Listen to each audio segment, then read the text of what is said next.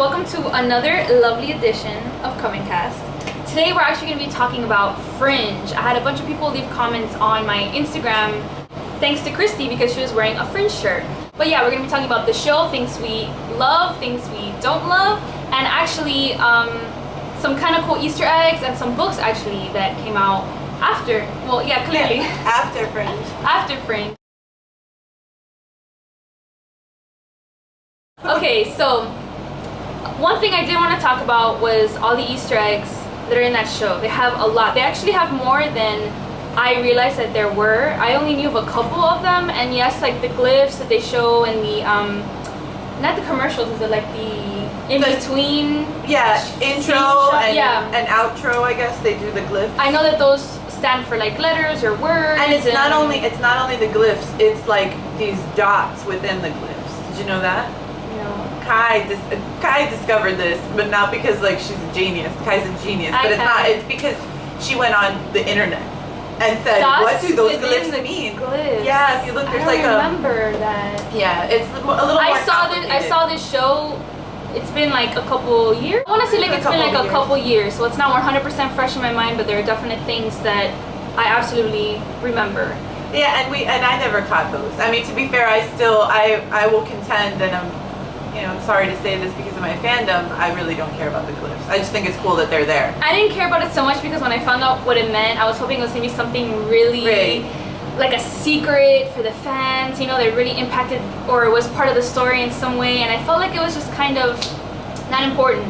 Like I figured out what it was and I was like, oh, that's cool, but really. And the Easter eggs that we're going to talk about now, the glyphs are a kind of part of that, where Fringe was a show that the producers and the creators and Fox did a lot of tie-ins online for as the show aired to try to push that. I mean, they tried to do that with Dollhouse. But I didn't get that either. I didn't get it either because I started watching Fringe after the fact. A friend of mine had always told me to watch it, and I actually never got around to it until already I think it was on Netflix. That's how I saw it. So I missed all this stuff. Yeah, but I watched the first season while it was on, and I didn't think to go on every single website in the universe. Absolutely. I'm gonna have a page linked below that I found that has a whole bunch of Easter eggs on it. I'm gonna read some of them from the page, but you guys go click the link and check it out. A couple of them that I thought were really, really cool, which I thought it was cool in like almost an obsessive way, and I kind of like that the creators got down on that obsessive fangirl fandom way, was the fact that like they say in every single episode they give you a hint to whatever the next episode is going to be, and it's something really, really small. Like I think one of the episodes, it's like an image in the corner of a rose and a pen, and then the next episode is titled Penrose. Exactly. But I don't know. See, and this would be interesting. They were doing that stuff and all the stuff on that page, like the observer in every episode. They say there's something about an observer in every episode, even in like an establishment shot, like really small, really in the corner, like you wouldn't even be able to see it unless you knew to look for it.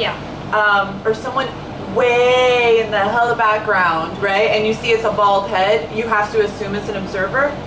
But I have a feeling again that was done in we're really trying to push a cult following on the show. We wanted to be really interactive and get people involved. And then the show didn't really, didn't have bear in mind, I loved the show in season 1, and I stopped watching television, anything that was on it, and I know that a lot of people did too around that time. So well, I gotta say, that has to be true, because out of all the friends that I know that are into all types of shows like this, nobody was watching this show. I literally had one friend that was watching this show. So I think it really ended recently. It ended in 2013. So maybe now there's going to be like some kind of resurgence now that it's just been kind of sitting in the background and like marinating. I don't know. I could only hope. And I feel like from everyone's comments, like on my Instagram also, about her t-shirt, there's so many of you out there that I had no idea existed. So amazing. Well, and there are so many of us out there that we didn't even know. So what, 3 weeks ago? 3 weeks ago. I discovered a whole new world of, check this out, Fringe novel, and they're companion novels. I bought them all immediately. The first one, the Walter one, the second one, the Olivia one, the third one, the Peter one. I mean, what the fourth one's probably going to be an Astrid one, and wouldn't that be interesting? Because Astrid doesn't get enough play as far as I'm concerned. She doesn't. She's very quiet, but she's a good one. She's an integral member of the team. Yeah, these are legit amazing. Like, I could just sit somewhere, like in a park on a bench, drinking coffee with a scarf and a jacket, and read this, and just feel like Peter. So this was the most recent one. This is the one, the Fringe Peter one was the one that triggered me like into this thing because IO9 covered this, and I was like, oh my god, this exists. Yes. And then I feel like I knew about this one though. Yeah, well, there are several. So this Fringe Tales from the Fringe, they our other fandom Fringe nerds who are not here with us, we all have the Fringe tattoo.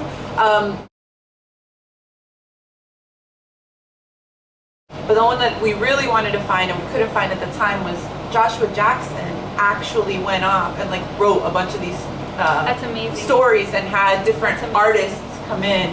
That's amazing.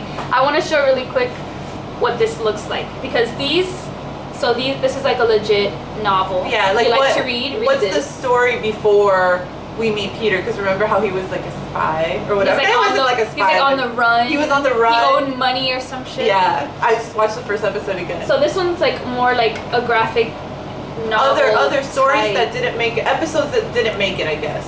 Yeah, absolutely. It looks pretty cool. I actually do think I'm going to purchase these books as well because I actually am a huge fan of the Fringe story. I think it's one thing I have to say about Fringe is I think it's one of the few shows that actually was interesting all the way through, and the ending was just as amazing as any of the high points in the entire show. Honestly, because the ending, cool. The endings are so important. And how many shows do you dedicate so much time to? And it gets to the end, the final episode, the finale, the day that you've been waiting for, and yet at the same time have been denying, and it's here, and you watch it, and you're a little unfulfilled. And that sucks. That's very disappointing. I'm sure there's a lot of different reasons why that happens. But this show, the last episode, I cried like sobbing, like a child in my bed.